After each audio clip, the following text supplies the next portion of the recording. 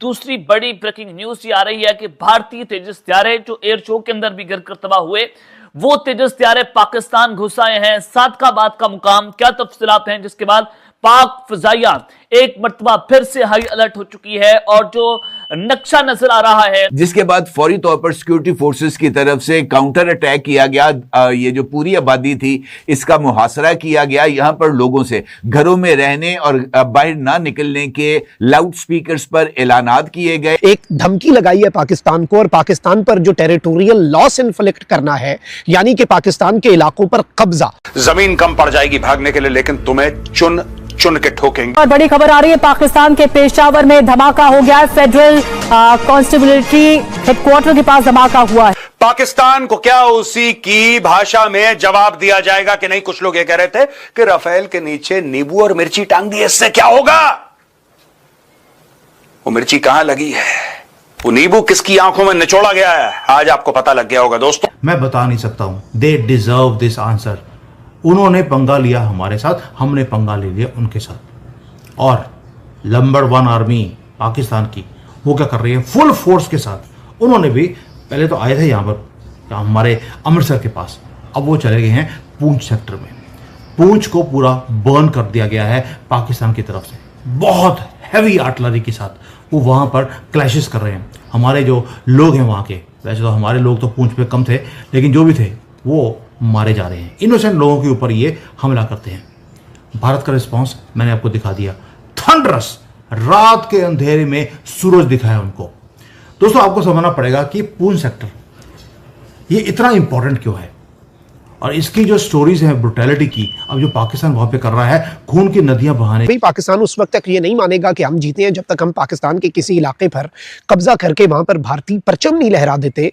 तो इसलिए हम हर तरफ से पाकिस्तान के ऊपर हमलावर होने के लिए तैयार हैं। ये हमारा मंसूबा है। दोस्तों जय हिंद, राष्ट्रलोक टीवी में आपका स्वागत है। अभी तक आपने वीडियो को लाइक नहीं किया हो तो लाइक कीजिए, साथ ही चैनल को सब्सक्राइब जरूर करें। चलिए चलते हैं वीडियो के आगे की ओर।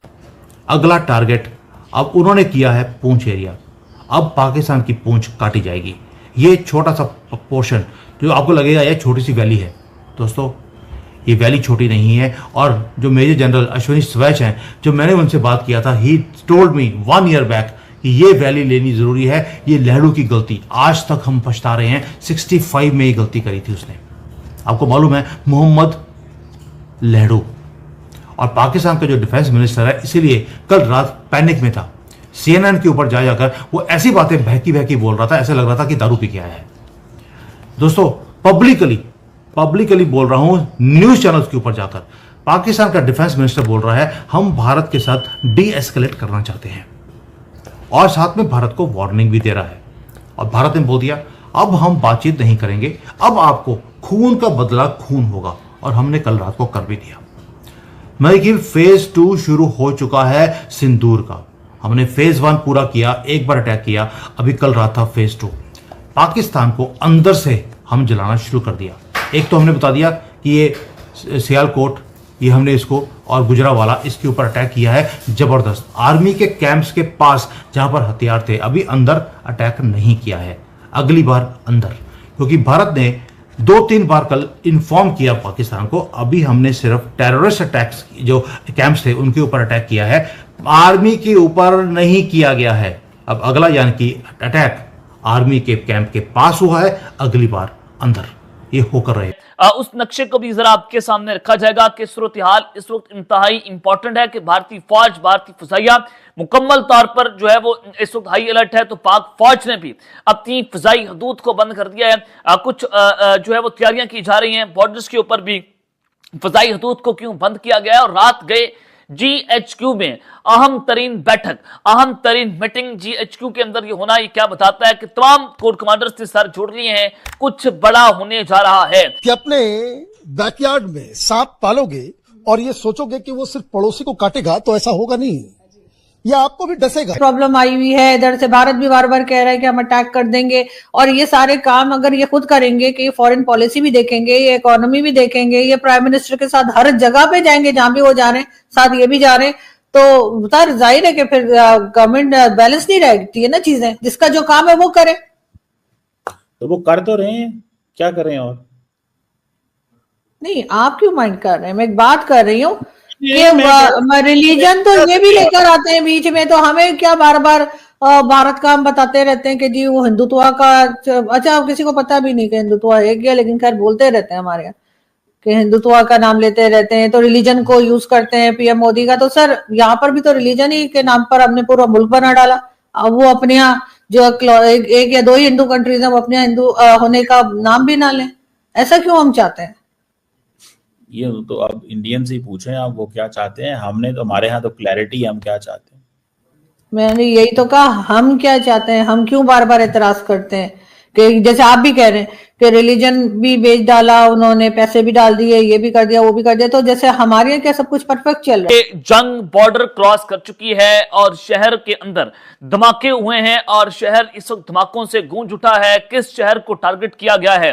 भारतीय फौज जो है वो अब शहरों में दाखिल हो चुकी है। लोग बड़ा कहते हैं जी वो हिंदुत्व का नाम लेते रहते हैं, रिलीजन को इस्तेमाल करते हैं, तो सर वो तो पाकिस्तान में नहीं करते आपके ख्याल से?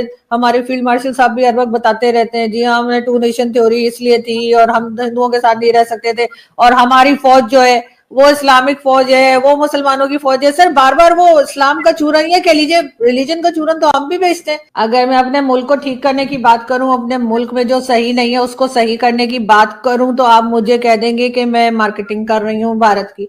हद हो गई सर। मैंने भारत की नहीं कहा, मोदी साहब की कहा। हाँ मोदी साहब की सर, वो भी नहीं है, ऐसी कोई बात नहीं सर। आप बस सर जल जल के बस सर ऐसे मत चला करें सर, डोंट बी जेलस, ठीक है ना? लेकिन खैर बहरहाल जब भी जंग होती है दो कंट्रीज के बीच में, खासतौर पर हिंदुस्तान पाकिस्तान की, तो सालों साल लोगों को सही बात पता नहीं लगती है, और बहुत साल के बाद कोई रिपोर्ट जब उस वक्त आती है तभी लोगों को सही अंदाजा होता है। जो फौरी तौर पे जो रिपोर्ट्स आती हैं वो अक्सर या तो लोग शक करते हैं या फिर वो ठीक नहीं होती है। लेकिन सर अगर हम बात करें IMF की, IMF ने पाकिस्तान को एक बार फिर वार्न किया है कि आपने अपने करप्शन पे कंट्रोल ना किया, और तो फिर वो जो 1.2 बिलियन डॉलर मिलने वो सर थोड़ा मुश्किल में पड़ जाएंगे। क्या लग रहा है कि ऐसा हो सकेगा? दूसरा IMF ने ये भी कहा है कि जी ये जितने बड़े बड़े लोग आपके यहाँ बैठे हुए हैं ना, चाहे वो कहीं से भी बिलोंग करते हो, चाहे मिलिट्री के हों चाहे सिविलियन हो, सबके जो एसेट्स हैं सर वो डिक्लेयर किए जाएं, पब्लिक किए जाएं। होगा ये? देखिए पहली बात तो ये है कि मेरा ख्याल है कि ये जो ताकतवर लोग जहां भी हों सबके एसेट्स आने चाहिए, डिक्लेयर होने चाहिए, पब्लिक को ट्रांसपेरेंसी होनी चाहिए।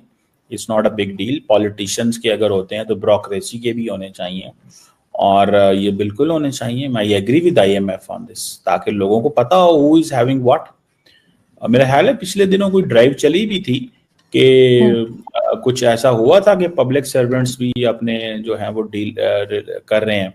जैसे फॉर एग्जांपल उस वक्त आई थिंक जनरल बाजवा का किया गया था, पब्लिक में कुछ उन्होंने अपने डिक्लेयर किए थे एसेट्स, या उन्होंने डिक्लेयर नहीं किए थे, उन्होंने जो FBR में किया हुआ था उसको किसी ने वहां से इंफॉर्मेशन हासिल कर ली थी, ठीक है?